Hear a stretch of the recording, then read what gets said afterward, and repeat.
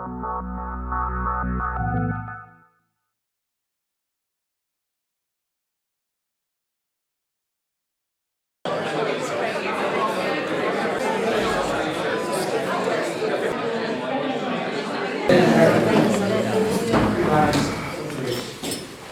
food in a world where many walk in hunger, for faith in a world where many walk in fear, for friends in a world where many walk alone, we give you thanks. Well, good evening, ladies and gentlemen. It is a great pleasure to be here in Seaford, and I have to say I have never been to Seaford before, or if I have, I can't remember it, and I'm sure I would, so I probably haven't been. We do have, in my neck of the woods, a town called Sleaford, but I think the extra L makes a difference.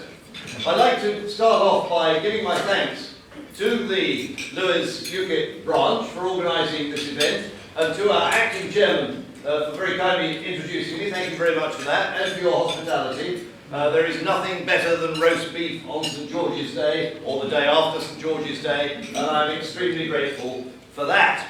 Now, I spent much of my career overseas, and much of it in Southeast Asia, in Malaysia, Singapore, Thailand, Korea, and places of that kind. And I have to tell you that amongst those expatriate communities, the tribal balls, as they are known, the tribal balls are major social events.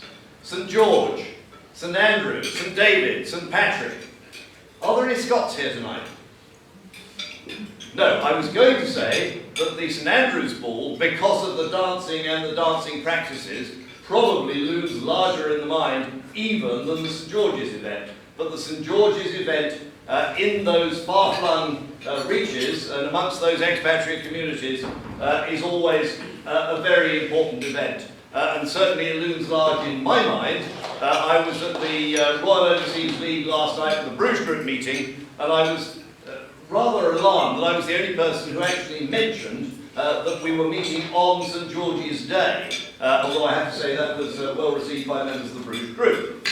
Now, we are here, albeit a day late, to celebrate St George. And so who was this guy? And I've done a certain amount of Googling and research on your behalf, of course, and I've discovered that nobody really knows. That is the answer. The original St George was a Turk, or maybe he was a Palestinian, and maybe he was in the Roman army. And that is all we know, really, in factual terms. We also know from mythology that he killed a dragon, and that's an extremely fine thing, although I'm not absolutely convinced myself that there were that many dragons in Palestine or Turkey or any of that area at the time concerned, which I think was about 300 AD. So, what's special about St George? Actually less than you might think, because St George is not only the patron saint of England, he is the patron saint, and I didn't manage to get the whole list, but of about 15 other countries, including, I think, Kazakhstan and some pretty obscure places. In fact, we have a special link with Syria, because St George is also the patron saint of Syria. So why is St George important? St George is important as a symbol that we recognise of our country. It is a symbol in the same way that the monarchy today is a symbol of our country. It's a symbol in the same way that the Union Jack is a symbol of our country. And St George's Day, we'd better say St George's flag is a symbol of England. And symbolism is a very fundamental part of national identity.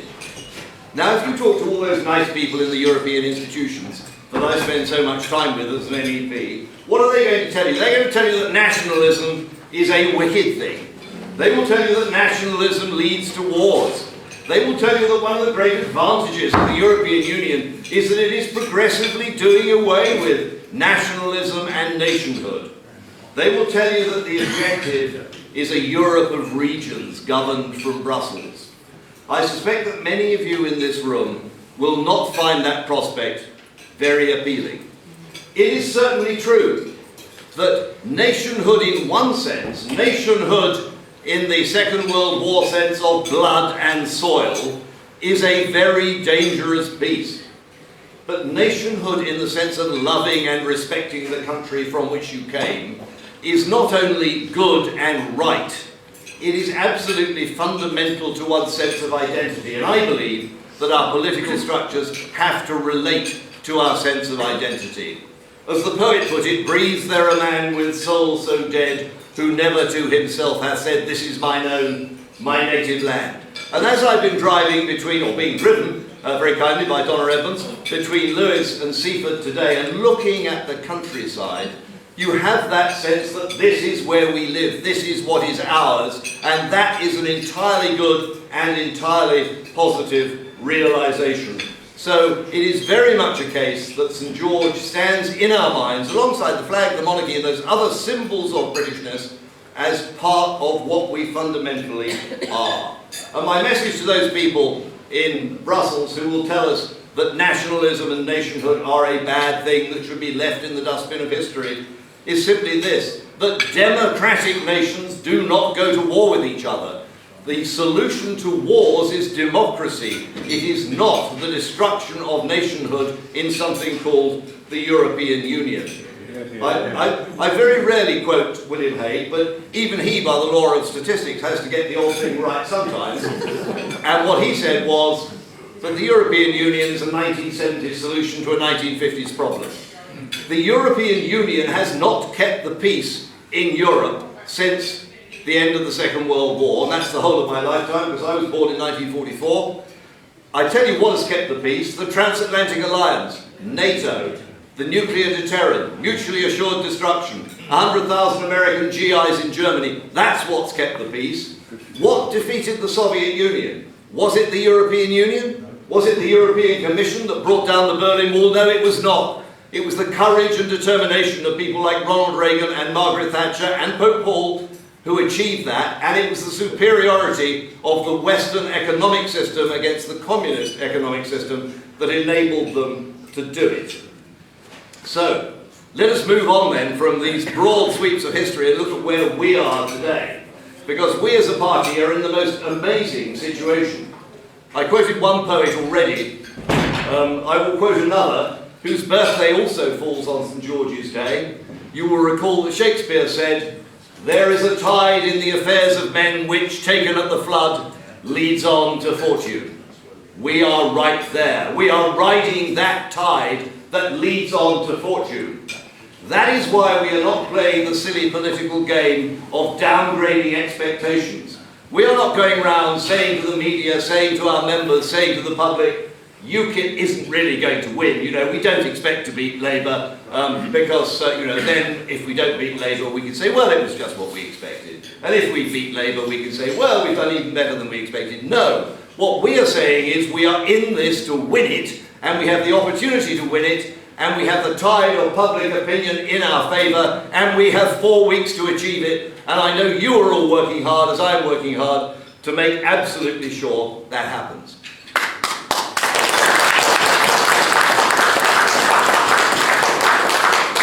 But of course we have the bad guys, we have opponents. It wouldn't be politics if we didn't have opponents, would it? We have the Times newspaper attacking Nigel Farage on a daily basis about his office expenses allowance.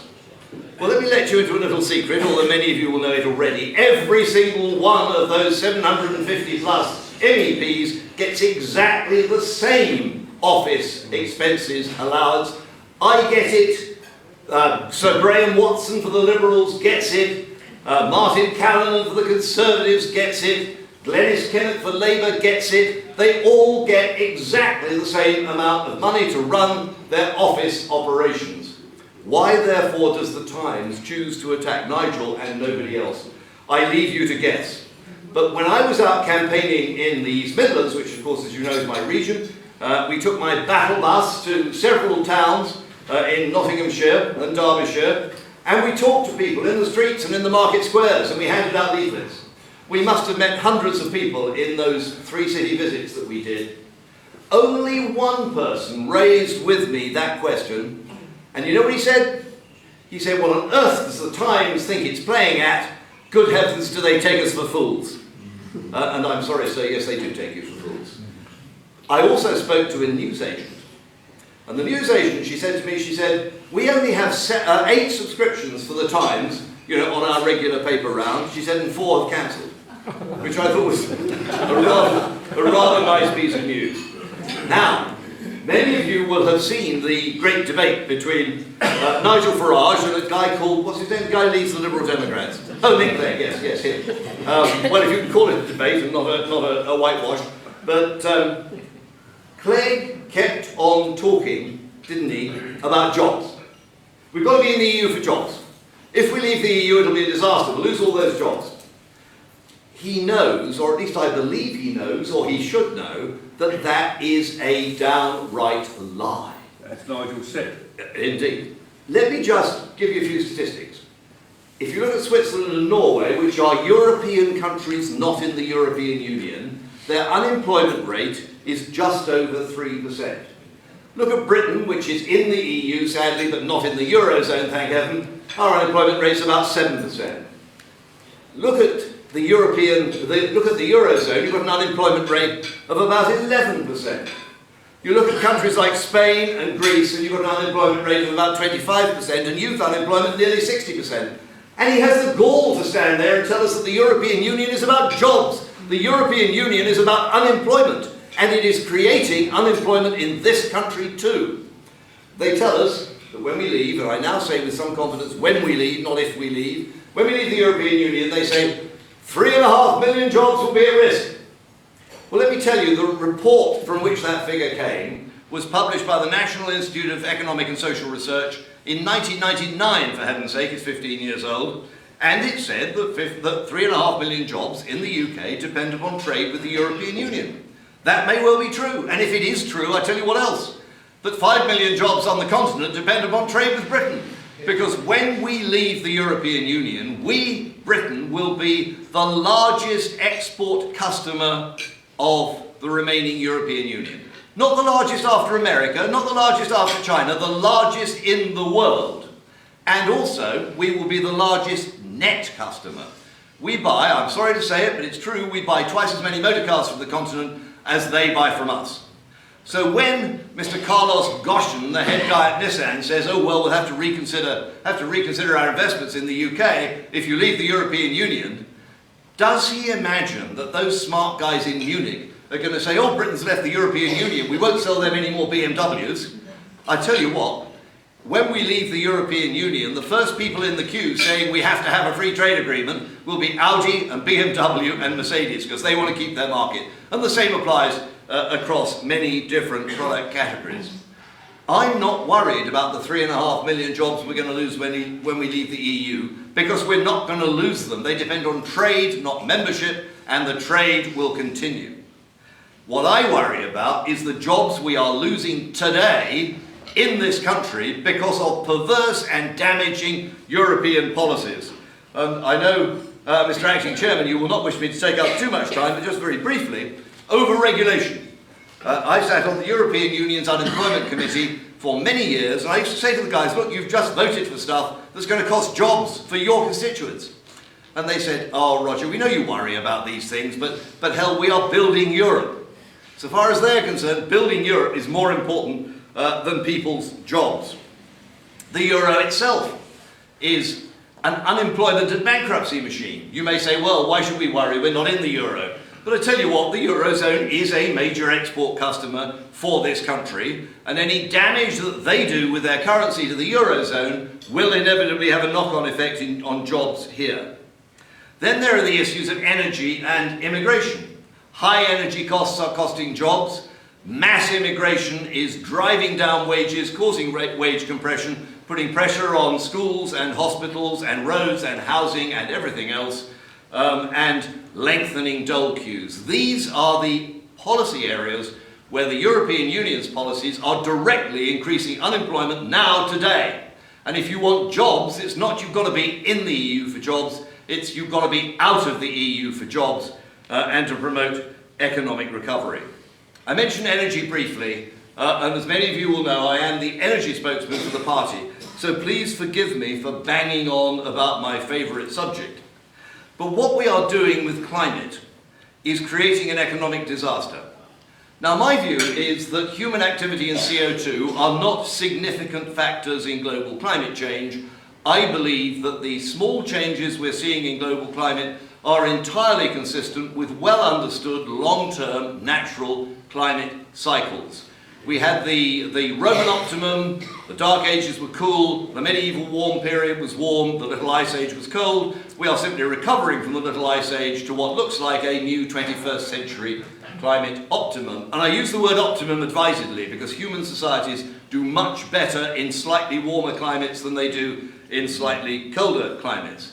But because of this obsession with man-made climate change and global warming, we are investing hundreds of billions in renewable energy which simply does not function properly and does not deliver. And what's more, in technologies like solar photovoltaic, in 10 years' time we will probably have viable solar photovoltaic, and we'll be looking back saying, why did we spend all that money on obsolescent technologies that do not deliver? You know all the arguments about the conventional backup, the inefficient operation, the spinning reserve. For all those reasons, all wind farms do is to export inefficiency from the wind farm to the backup.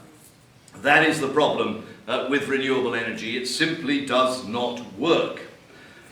It cannot work, and I tell you why it cannot work, because across the world today there are 1,200 new coal-fired power stations in the global pipeline. Think about it, 1,200 new coal-fired power stations. And we think that by insulating a few lofts and putting up a few wind turbines, we're going to reverse that effect. We are not. Let me tell you, atmospheric CO2 is going to rise for the next 40 years, whatever we do. And I must tell you briefly about a man called Bjorn Lomborg. You may have heard of him. He wrote a book called The Skeptical Environmentalist. Now, it's important to understand he buys the IPCC agenda. He believes in the climate orthodoxy. But he says, even given that I believe in the climate orthodoxy, let's look at Germany. Let's look at the $120 billion. I'll say that again because it's a lot of money. $120 billion that the German government has invested, as they would say, in solar photovoltaic. And Bjorn Lomborg said, let's look at the amount of CO2 emissions we save, let's plug it into the IPCC's equations and see what difference that makes by the end of this century, by 2100. What he calculated, and I don't know that anybody seriously challenged his calculation, is that vast investment of money by Germany will delay the progress of global warming by 37 hours. Now bear in mind that there has been no global warming for 17 years. I love it when I stand in front of a class of what I think of as sixth formers. What do they call it, year 15 or whatever they call it, I don't know. Kids of 17, and I say to them, all your educational life, you've been indoctrinated about global warming. Do you know there has been no global warming in your lifetime? And frankly, they are astonished. And it's time more people were telling them those things. But what is happening is we are giving ourselves in Europe the most expensive energy, broadly speaking, in the world. Japan has a problem too. But we are giving ourselves fantastically expensive energy. While America has cheap shale gas, they're bringing back the jobs that went 15 or 20 years ago to China. They're coming back to America. They're having what they call an industrial renaissance, more jobs. I was out in Pennsylvania recently looking at their shale gas operations, and I tell you what, Greenpeace tells us all sorts of nasty stories about shale gas. The people I met in Pennsylvania love it. They're looking at new industries coming in, new jobs being created, new hotels going up, a dead alive town suddenly alive again, where kids can find jobs, where house prices are going up because of jobs coming in. They are very happy with what's going on there, and we can't compete because the price of gas for our industry and our households is 3 to 4 times as high as it is in America. In China, what are they doing? Building coal-fired power stations. By the way, the Germans are building 24 coal-fired power stations too, but our government is too intimidated by the green lobby to follow suit. But in China, they have cheap energy because they got cheap coal. And so we are trying to compete with America with cheap shale gas, with China with cheap coal. We can't do it. We are driving up prices and driving households and pensioners especially into fuel poverty. And the numbers in fuel poverty are rapidly increasing. The government's recently announced a multi-billion investment in offshore wind, which is going to increase prices, they say, by £2 a year. Believe it if you like, it'll increase it a great deal more than that. That is what we are doing. And we are driving energy-intensive businesses offshore.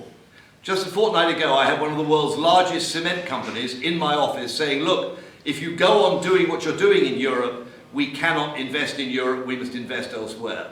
The German chemicals company, BASF, has for the first time announced that it will invest more money outside Europe than inside Europe, and they've been quite explicit. The reason is energy prices.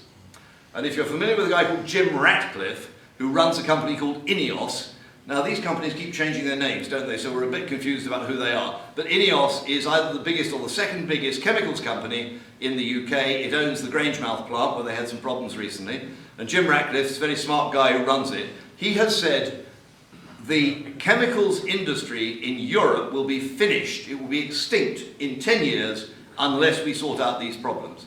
Now this isn't just industry, because European commissioners are starting to see the light. We actually had the German Energy Commissioner, Günther Oettinger, who said Europe can no longer afford to pursue a unilateral climate policy. And the next day, the very next day, Industry Commissioner Antonio Tajani, I'm sure a familiar phrase that you regularly discuss over your breakfast cornflakes, Antonio Tajani said we are creating an industrial massacre. Now that's strong language for a European Commissioner, an industrial massacre. And that's great. They've realised what they've done. They've realised the enormity of the mistakes they've made. But what are they doing to correct it? They've started discussing their emissions targets for 2030. And to be fair, they are slightly relaxing them.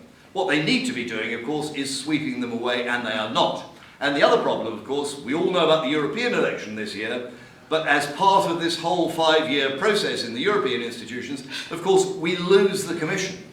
We get a whole load of new commissioners from different countries coming into those jobs, all trying to burnish their green credentials, and we have to educate them again and explain to them the error of their ways. We have a major disaster going on here, and it is driving companies and jobs and businesses and investment out of the EU altogether. And that is a disaster for European economies. I've talked enough about energy, but I did mention immigration. Immigration, of course, is a main theme of our current campaign. And we're getting all kinds of stick. People are saying we're racist, we're xenophobic, we're anti-foreigner, and of course we in this room know that that simply isn't true.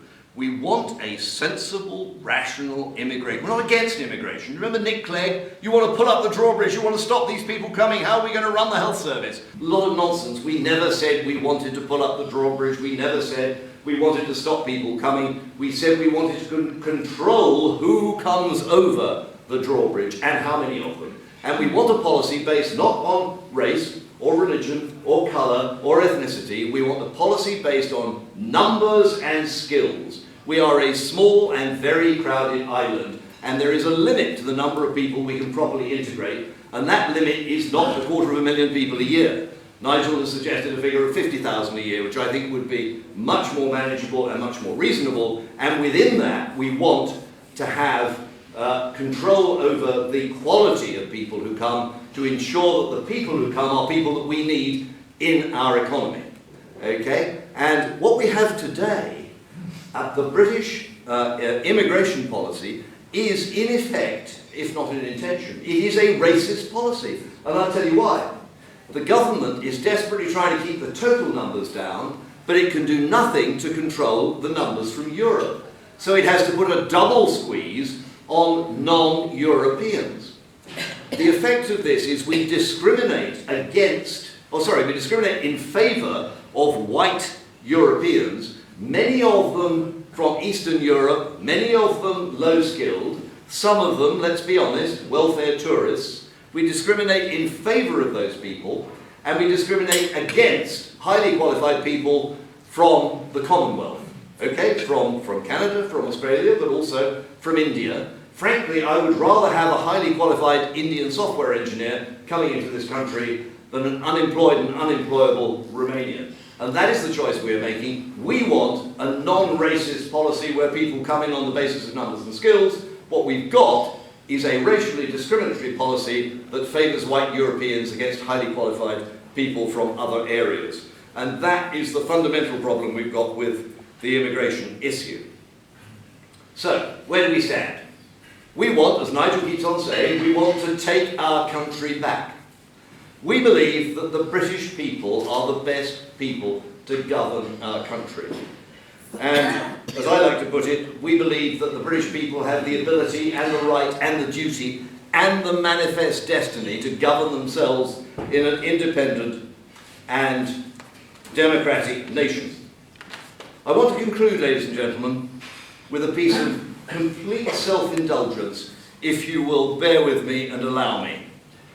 Many years ago, I think, although it isn't dated, I think when I was 7 years old, my father gave me a book of poems for children, Chameleon Books, Modern Verse for Young People, Oxford, a highly beat-up document that I have had, if my calculations are right, for the last 63 years.